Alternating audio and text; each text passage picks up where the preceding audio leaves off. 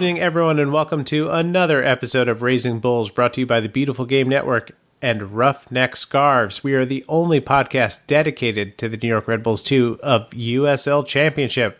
Tonight, stumbling into the playoffs, they managed to not drop any further than 6th place. But I think that's somewhat of a disappointment considering where they were just a month ago. We're going to go over their most recent losses. They dropped results to Birmingham and Loudon United last week. Both were kind of poor matches. And the end result of that is that they get to play INDY 11 in the opening round of the USL Championship playoffs. We're also going to give out team awards. We'll preview the match that was the aforementioned INDY 11 match. And I have an interview with Ben Mines that I think you guys will all appreciate, especially those who are big Ben Mines fans and have been wondering what's been going on with him this year. I think you guys are in for a treat. Joining me tonight, it's Bill Toomey. Hello, Bill. Hey, Joe. How you doing? I'm doing very well. How are you? Hanging in. It's always a rough time of the year for us Red Bull fans.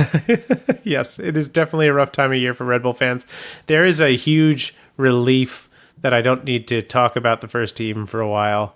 I have the last episode of Seeing Red for the year this week, and then after that, it'll be a nice long break. Well, I guess we'll be talking about who's coming and going for a little while, but it's nice to be done with all of that. Now, if this team would get their stuff together, I think I would be much happier as well. No, I agree with that. We're not going to talk too much about the Birmingham game. It was sort of a letdown, especially when you consider that it was a makeup of a game that they were winning and they managed to lose, much like what happened in Nashville earlier this year. But we have to talk about this match against Loudon United. 7-3. It was maybe the worst performance that this team has ever put out, ever. And, yeah, I definitely think it is. And I mean, we'll get to some of the issues here, but 7 goals conceded, and maybe the fastest goal from kickoff against this team ever. And worse yet, they were the ones kicking off. It was kind of like the Mike Rella goal against Philadelphia, caught holding the ball and punished immediately to start the second half. It was just as bad as it possibly can get. Transition obviously killed them all night, but it seemed like the back line just really was not in sync, and Loudon was all over them. It was crosses into the box. It was beating defenders one-on-one. It was looking for opportunities on the counter.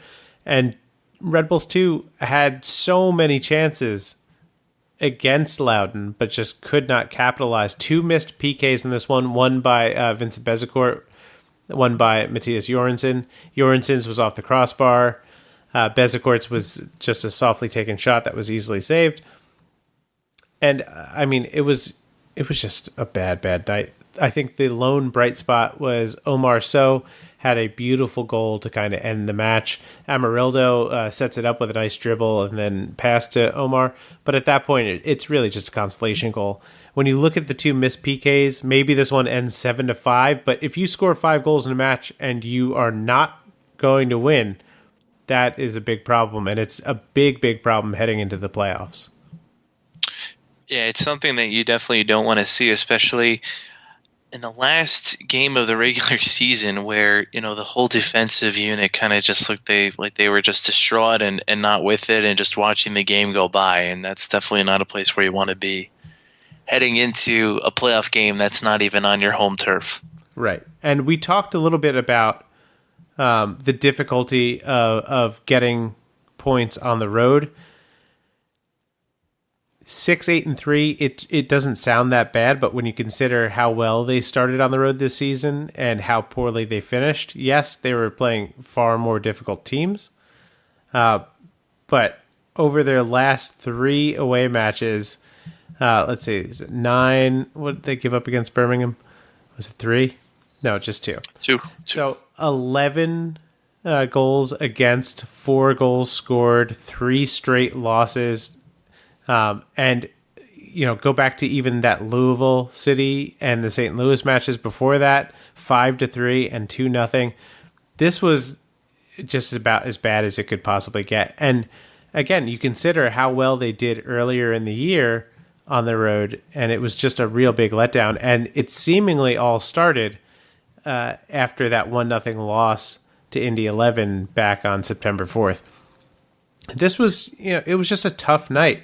I'm having trouble thinking of very many bright spots, but I can tell you that the back line, Janos Loba was caught a number of times, sort of lackadaisically defending. He's had some issues this year picking up runners and just keeping his marks inside the box. That the opening goal is sort of a product of that. Sean McSherry, I think you see a guy who he's still kind of green. He really hasn't had too much time on the field, and RB2 is kind of dealing with the loss of Edgardo Rito and players being called up to the first team. Preston Kilwine and Jordan Scarlett really haven't paired that well together for a lot of the year, and I think you saw more of those issues kind of surface. I think both of those guys are a little bit better with the ball on the ground than they are in the air, and teams that can consistently put in dangerous crosses are finding chances against the Red Bulls. But there's also just seemingly a miscommunication about the space in between the defenders, which is causing a lot of issues. And again, heading into the playoffs, and especially heading into the playoffs against a team that has a sort of dynamic offense that is good in transition, like Indy, this is a scary place to be. Yeah, it really is, and especially since Red Bulls too used to be, I would almost say like a road team. Like we would go on the road and not worry about losing. Yeah, for a long time. And now playing in Indy, yeah. I know they're not playing in the football stadium in Indianapolis, right? It's a different venue this time. Yes, that's correct. So at least that might help them because it's not like I don't believe to be as huge stadium, or at least as big as the Colts stadium. But yeah, after seeing the last few weeks without a win since September 13th or something like that, it's pretty scary going into the playoffs right now. Yeah, absolutely. And we're used to Red Bull 2 picking up steam at the end of the season. That has not been the case here. And we started off the season with a great goal differential, which by now I haven't checked, I haven't looked, but it's still pretty good considering. Is it? Yeah. I thought it might have gone down quite a bit. No, they scored so many goals to start the season. Hold on, I'll tell you what it is right now. They finished with a plus 23 goal differential. So imagine how poorly they played over the last month of the season or so. They still were up 23 goals. Wow. Yeah, this offense was kind of crazy when you think about it. Yeah. It was. Yeah, so I don't want to preview too much of that. Do you have a man of the match for this Loudon match? No. I'm going to give mine to Omar Sow because he came on late.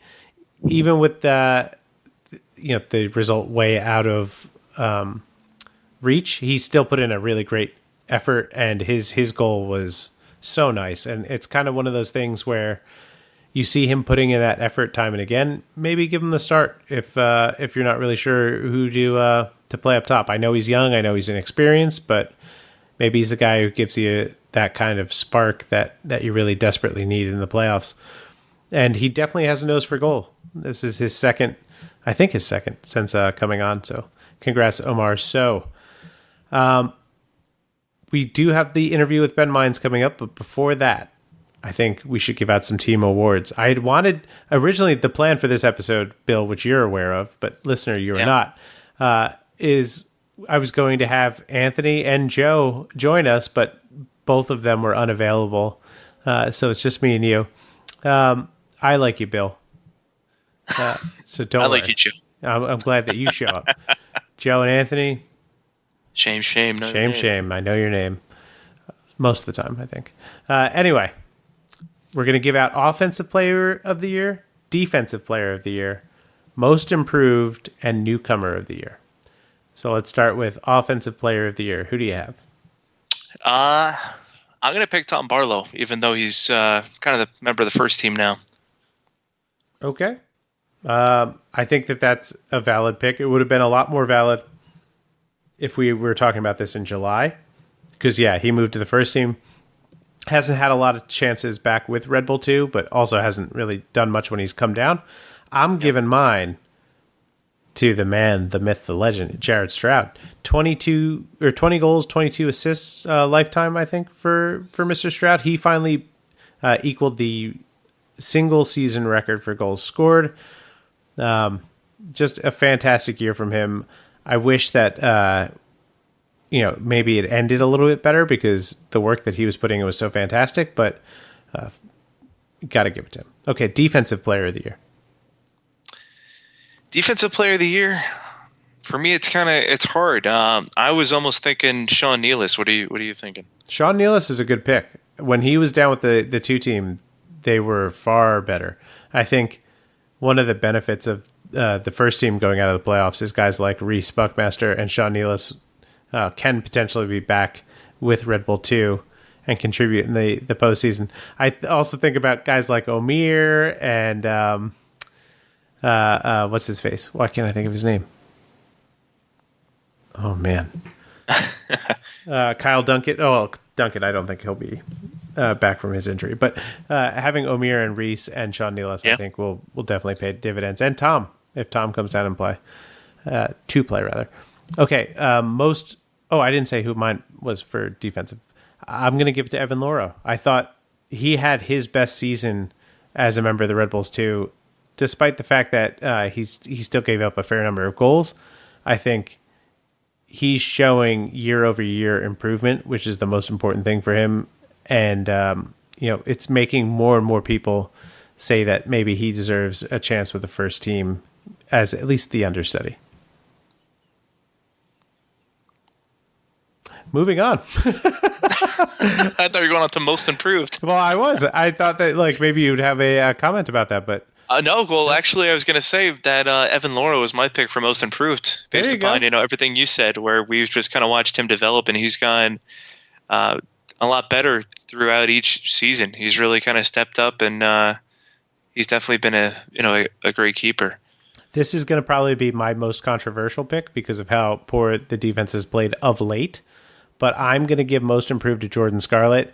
He stayed healthy all year, which is a big thing for him. Obviously, he has not been able to do that yet. And he put career numbers up in clearances and tackles and interceptions. And I know that things didn't really end properly, but I think that's really a chemistry issue as opposed to specific personnel. And I like what we got from him this year. I still don't know if he did enough to maybe get looks from the first team just yet, but definitely an improvement over the last 2 years for sure.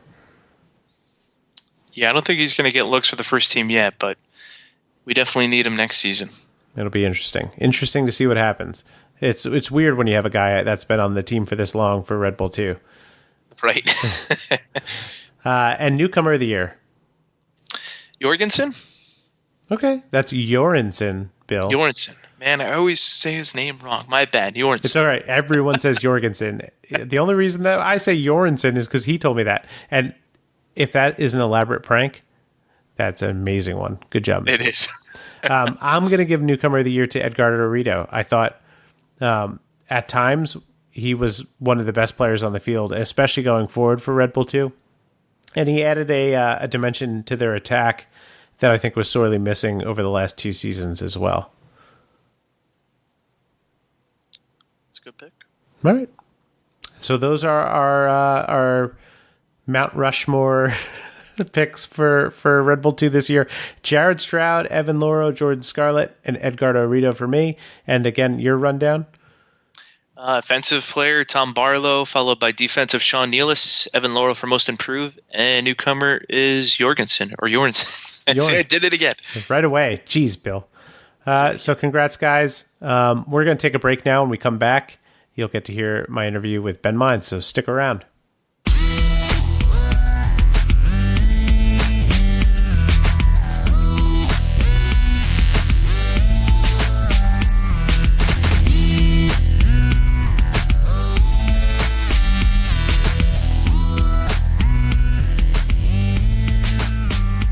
And we're back. Joined now, his second time on the show, it's Ben Mines. Hey, Ben, how you doing?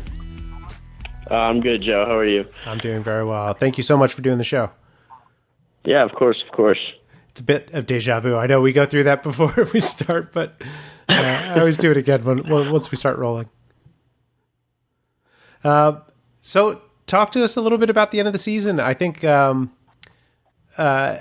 lot of fans, the way that they follow Red Bulls 2 is sort of in the periphery, and so for much of the year, they're looking at the standings and they're looking at the results, and things are really rocking and rolling. And then over the last couple of weeks, things kind of turned a little bit sour. From your perspective, maybe what's been going on? Yeah, I mean, obviously, we've had a tough couple of months, I'd say. But it's not easy being on the road for so many games, and especially against such good teams in tough environments. So I think we were a little not shocked, but just a little surprised by how tough it actually is. Having had a lot of home games earlier on in the season, but I think we definitely learned a lot about ourselves, especially in the past 5 or 6. And I think we're playing some good football right now. We just got to get our points, and it's a new season now, so winner takes all, and we got to dig out a win, and we'll be all good. Right. Well, I guess that's the biggest thing, right? You mentioned that it's a new season now, so it's almost like, despite the fact that things have gone a little bit poorly, you can maybe sort of take a moment to reset. It feels that way as well. Yeah, and I think there's definitely a good vibe around the locker room of positive energy, and that we are we are a really good team, and we have 18 guys every game who are committed to the team and to the job at hand. So I think we're really confident in who we are and what we can do. And what was the reaction from John after the last match? I imagine that's a real tough result, and it's a little bit wonky because so much of it comes sort of on the counter. You guys created a lot of chances, and maybe it's a little bit closer than the scoreline suggests. With you count for the missed penalties and so forth. But what was the reaction? I think the reaction from all of us, including John, was we were disappointed in how we came out and how we and how we went down. But there were definitely some positives to take from it. Watching it back, I think we actually had 32 shots in the game. Matthias hits the crossbar. 2 penalties saved, so I think we got unlucky on the night. But the positives are that we created a lot, and defensively we were a little open, but that comes from all of us, from the front line to the back line to just everyone involved, that we all need to tighten up and really buy into not letting goals in, which we unfortunately have recently. But I think we're really working on it, and we're all very positive about going forward. And when you look at sort of that same kind of scenario of creating a lot of chances, but maybe feeling a little bit unlucky on the night, your next opponent is going to be Indy 11 on the road. When you guys traveled there a couple of weeks ago, or I guess maybe close to a month ago now, or maybe 2, I don't know. Time has been flying for me, Ben.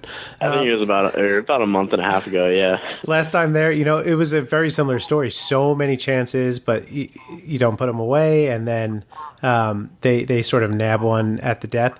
How much of preparation for this week is looking back at that match, or is it more of a focus of just getting what you guys do, to the best place possible? I think we'll definitely, be, we've already talked about it a little bit, but we'll be looking back at that game because, that game particularly had a very playoff feeling to it.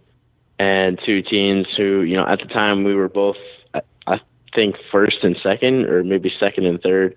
But we were both up at the top. and fighting for that that home playoff advantage. So there was definitely a really really competitive game, and I mean, yeah, I think we got a little unlucky, but at this we're gonna prepare for a game like that, and where we probably won't get that many chances. But we're prepared. We have guys who are who can step up in big moments, and we all trust ourselves and trust each other. And talk to me a little bit about what it's been like for you this season, because earlier this year you kind of had some nagging injuries that were keeping you off the field. Obviously, last year kind of ended a little prematurely with the collarbone injury. What's it been like to kind of now start to get steady minutes and maybe grow a little bit into your role? Yeah, I mean, it's funny that you mentioned last year, because I actually, I broke my collarbone, but before I broke my collarbone, I actually, I had another like kind of nagging injury before that in the beginning of July, and then I basically broke my collarbone right away, which was that was a heartbreaking end to the season. But yeah, I mean, this year I come in and a couple games in, get hurt, and then I just kind of got in a cycle of I recover, get back, and get hurt again, which was that was really tough for me, because this is the first time really throughout my career that I've had muscle injuries and small things that'll keep me out for a couple weeks. So it was definitely hard to deal with at the time, especially mentally. You sometimes you don't really feel like a part of the team, because you're not, you're inside while all your teammates are out training and doing what they love and having fun, and you're working in the gym trying to get back fit. So it definitely wasn't easy, but I've fought through it, and just getting consistent minutes off the bench recently. I've grown into it, and I'm obviously I want to take on a bigger role going forward, hopefully, and but I'm willing to do like anything I can for the team to help us win and go through the next round. I think that attitude has been evident since you kind of came onto the scene, even before last spring when you scored that goal to open the season. You had appeared a number of times for RB2, and I think a lot of people really took to your work ethic and sort of what effort you put forward.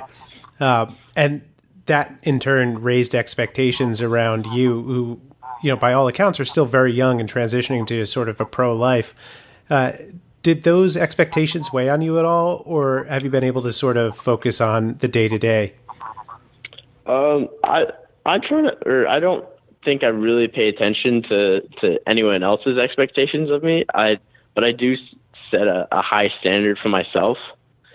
So when I don't reach that, like I get frustrated. But one of the things that I've learned the last 2 years is you gotta put it behind you when you don't have a good day, and move on to the next one, and make sure you have a good day the next 1, 2, 3 days before the game, and then go out there and do what you can and give everything you got.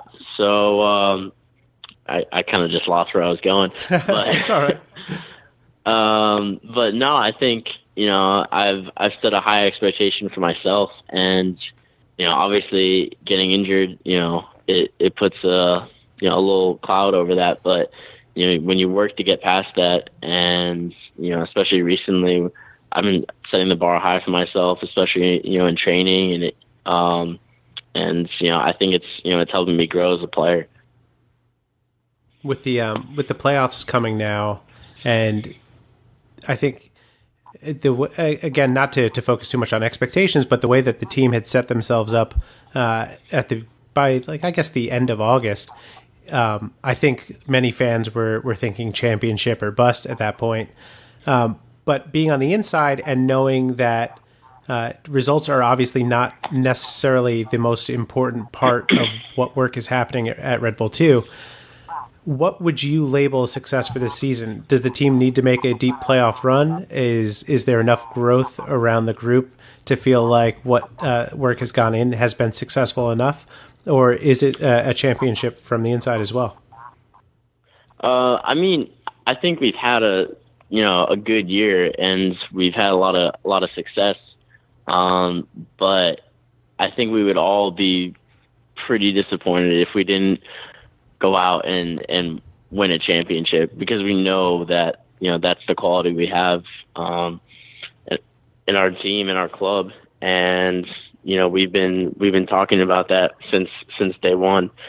So I think we all have our eyes on a big prize here, and anything short of that will be disappointing. But that can't take away from the kind of year we've had, and the kind of growth that I think we've all made. And like, I could go around or to each guy and point out how I saw them earlier in the year and how I see them now, and each one of them is positive, and everyone has gotten better. So I think that's you don't see that on a lot of teams, and that's what really makes Red Bulls important, is that everyone strives to get better, and I think 100% everyone has done that this year. So I'm really proud of the team and what we've done so far, but obviously it's not over yet.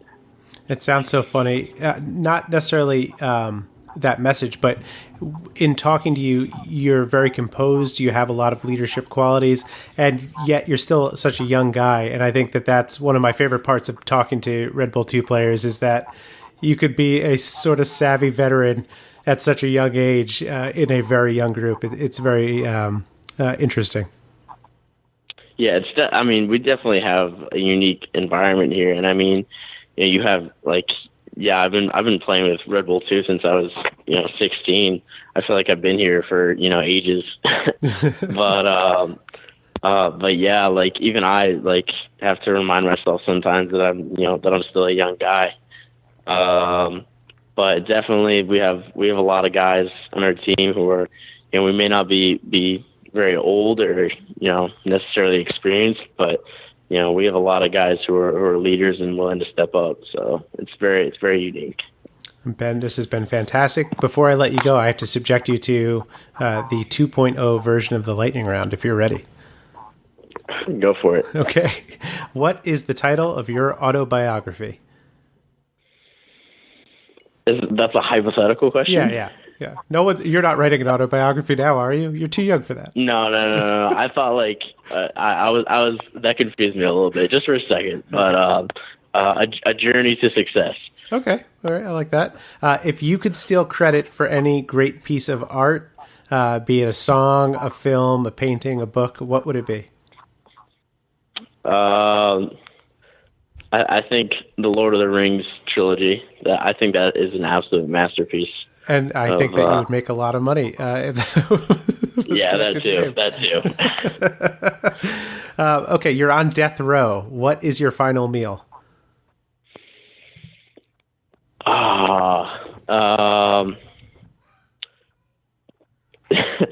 Something with steak, like a really, really good steak. Thank you. You got to talk to the rest of your teammates. There's so many people who've come on here and said Chipotle. Oh, geez. It's like it's your last meal on earth, guys. Chipotle. Yeah, you can definitely think of something better than that. I was thinking like something with caviar or something like that. Just like really go for it. Yeah, I like that. Yeah. And last but not least, who is the worst dancer on the New York Red Bulls 2? God. I'm trying to think. I haven't really seen a lot of guys necessarily dance. But if I had to take a guess, I would probably say probably McSherry. I don't know why, but he just comes to my mind as someone who's maybe not the best dancer. Maybe there could be someone that is completely awful, but but I just haven't seen really anyone dance. Fair, I mean, fair. I'll tell you, these are the guys who are leading the pack right now: Chris Lemma and Reese Buckmaster. Followed Okay. I would closely say by. Reese. Can I change my answer? Yeah, you can change your answer.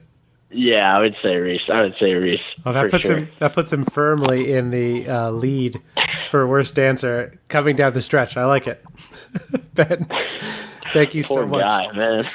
Oh man, thank you so much for coming on, Ben. I really appreciate it, and we wish you nothing but the best of luck this coming weekend against Indy 11. Yeah, thanks for having me, Joe. And when we come back, we're going to preview that match. So stick around.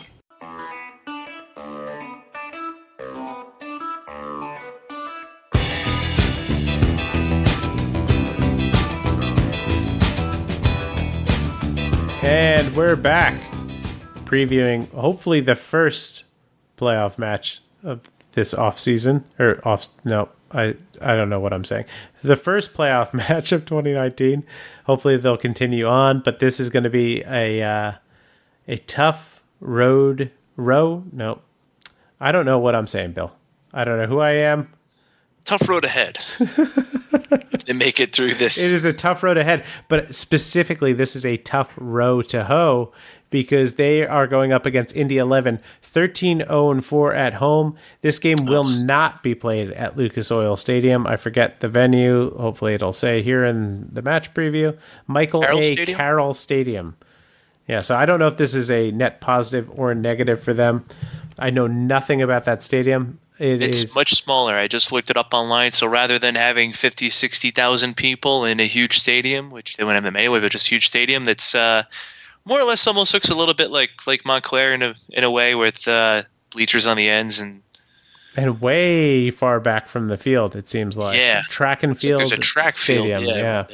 So that'll be interesting to see how that plays into this. Obviously, the weather will also be a factor since it'll be outside. Indy 11, Tyler Pasher and Dane Kelly are the main threats to score goals. Tyler Pasher had 11 goals this year, Dane Kelly 10. I'm not going to go through the whole list because we did that a couple of weeks ago, but those two guys are still tearing it up. Kenny Walker and Ayoze, both with 5 assists, and then Pasher and Kelly with 4 apiece.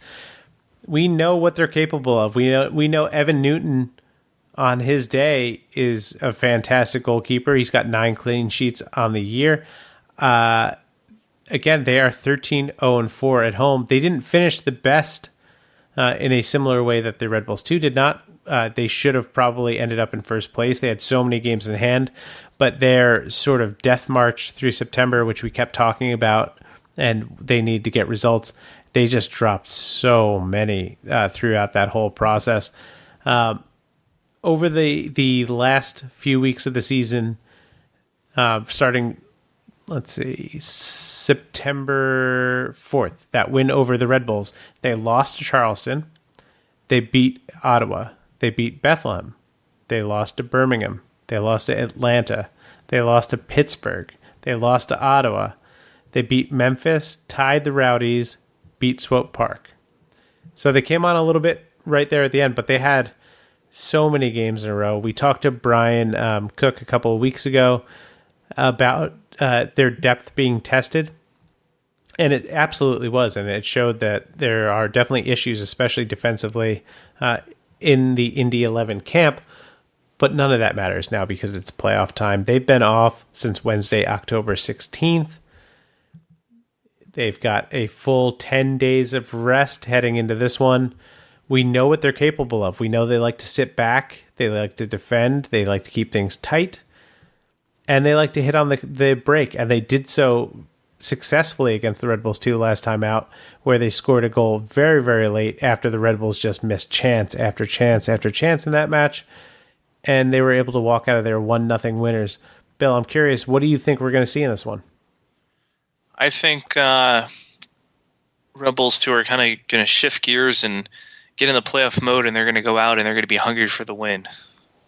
I absolutely hope so. Who do you think will be getting the start? We talked about how Reese Buckmaster and Sean Nealis should be available in theory. Do you think we see those guys? I definitely think we see Nealis coming back because, like we said earlier, the defense was a lot stronger with him on it, and especially since there's not a need for him, unfortunately, with the first team anymore, I definitely think he's going to be one of the top picks that they're going to put on the defensive line for Saturday night's game. Now, in theory, they could also bring down Brian White and Tom Barlow. I don't think that they're going to do that, but it's something that they could do. The other position that I guess is sort of up for grabs. We've seen Sebastian Elney. We've seen Ben Mines out on the right side. I'm really not sure who they're going to start in this one. My gut would say Elney, but it depends on what they're going to do with the striker situation. Yeah, I don't think there's a limit, right? So they could really kind of stock this team for the playoffs and see where it goes. I would hope that they don't do that, honestly. Like, because all we would ever hear is about how Red Bulls 2 stacked their lineup to win the playoffs, and just in terms of sort of team chemistry, I don't want to see that either, because rotating in so many new faces right at the end, I think, would make for some other issues. Yeah, it definitely would. So I would not be surprised to see Nealis back down and maybe Tom Barlow. Yeah, I think Barlow probably factors into this one. Starting, I could see both Buckmaster and Barlow being the only Red Bull players to start both the MLS and USL playoffs consecutively. Maybe ever. That might be a one and only time thing. We'll see. That could. So give me a score prediction here. This is going to be a tough one. Saturday, October 26th, 7:30 p.m. Who you got? It's definitely not going to be a shutout. Indy 11's definitely going to score. But my gut feeling right now is saying Red Bulls 2 are going to win 2-1 over Indy 11 in Indianapolis. That would be amazing. That would be the Indy 11's first and only loss this season at home. That would be an amazing accomplishment. It should be noted, Louisville City finished in 4th place, so that means they're on the other side of the bracket. There is no reseeding here. And so it is possible that we could end up with an Eastern Conference Louisville New York Red Bulls final, but I don't think we're going to see that. Let's look around the rest of the Eastern Conference playoffs. Oh, I didn't give my prediction. I think Indy's going to take this one, and I think it's going to be a 2-0 scoreline. The play-in match for the 7 and 10 seeds, it's North Carolina FC versus Birmingham Legion. Who you got, Bill? What was the first team, sorry? North Carolina FC. Man. I'm going to go ahead and I'm going to pick North Carolina over Birmingham. Yeah, I agree with that. I think Birmingham is good. They're a good upstart, but I think North Carolina is just a little bit more defensively sound for the playoffs. Then you have Ottawa Fury and Charleston Battery, the 8 and 9 seeds. See, those guys are kind of neck and neck. I'm going to pick Ottawa. Charleston, to me, has been on a good run of form, so I'm going to give them the go-ahead pick. So looking at the bracket for you, it's going to get a little bit tricky, but North Carolina then would face Nashville, and Charleston or Ottawa would face Pittsburgh. Nashville is... I didn't think Nashville would end up being in second place. I would pick Nashville to win. Okay. And Pittsburgh? Pittsburgh, they've been on quite a run too. They beat Indy 11, like you said, 3-0, and Loudon United before then. So I'm going to go with Pittsburgh. Okay. So that would... Okay, so on the bracket below for you, it would be Nashville, Indy 11. Yep. Oh, sorry, not Indy 11. You picked New York Red Bulls 2.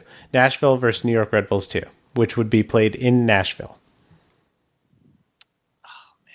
Put me on the hot seat here. This is a tough call. This is where I might pull a Joe Goldstein and pick Nashville to win. Okay. All right. Then up top, I didn't even get all of these games. Louisville, Tampa Bay. Oh, man. Tampa Bay. Okay. And Tampa Bay, Pittsburgh. Pittsburgh. Okay. So Pittsburgh, Nashville. Who comes out of the East? Pittsburgh is my guess. Okay. Pittsburgh Now in the these finals. strong. Mongols would be so happy. I agree with that. I think Pittsburgh will get past either Ottawa or Charleston. I think Louisville is going to beat the Rowdies. I think Louisville is going to take down Pittsburgh for no good reason and make it to the conference finals. Indy 11 is going to be able to get past the Red Bulls. They're going to fall to Nashville in the second round. Louisville, Nashville conference finals with Louisville moving on, which would then make them the third-time champions because it doesn't matter who comes out of the West. They're not going to beat Louisville in the East. Even though they're not even that strong this year, I still think they're better than anybody in the West. Let's move out west. I'm gonna run down the bracket with you the way that I finished it because it was a little bit easier to follow, I think, that way. Sure. 7 and 10, New Mexico and Sac Republic. Who you got? Sac Republic riding high on their MLS expansion announcement. Yeah, could that be, the little fire that they need there? Could be. That could be. I'm going to go with Sac Republic. Okay. And Austin Bold and LA Galaxy 2. Man, LA Galaxy has just been... It's been rough. I'm going to pick Austin to beat LA Galaxy 2. Okay. So Austin and Sac Republic. Austin would face Phoenix Rising in the first round. Yep. Now, Phoenix Rising, they've been pretty much unstoppable. Yeah. In a way, so I'm definitely picking Phoenix Rising. Okay. Real Monarchs, Orange County. Who you got? I'm going to go ahead and pick Orange County. Okay. Fresno, El Paso Locomotive. Fresno versus El Paso. This is tough. Fresno's been on a bad kick lately, so I'm going to go with El Paso. Okay. Fresno is also rumored to not be operating as of next year. So I hope that they're able to do something. Reno, Sac Republic. Man, Reno and Sac Republic. Reno's kind of been iffy too.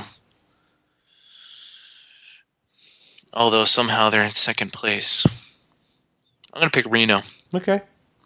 And then back down the list, I forgot who you said for Monarchs and OC. Phoenix Rising versus whichever team you picked from there. Yep. Phoenix Rising. Okay. I'm gonna pick the win. That makes it easier. I think they're going all the way. Okay. All right, so I'll pencil them into the final. What's the other side of that? Fresno and Reno. Fresno and Reno. I'm going to say Reno. Okay, Reno and Phoenix. You pick Phoenix. And Phoenix and Pittsburgh. You went chalk. The two number ones facing off in the USL Cup Championship final. That's definitely the final, I'm guessing. So I'm going to say that Pittsburgh wins. Yeah, look, I think that matchup in particular really favors Pittsburgh. Oh, it totally does. Because Phoenix would just have very little that they could do offensively against a Bob Lilly side, and Lilly never lets us down. Punish them on the counter. Okay, for me, I'm going to say that I agree. Sac Republic wins that one. I'm not sold on Austin Bold, but I'm also not sold on LA Galaxy 2, so I'll go with either the Bold win. Phoenix Rising advance against Bold. OC beats the Monarchs. El Paso beats Fresno. Yep. Reno beats Sac Republic.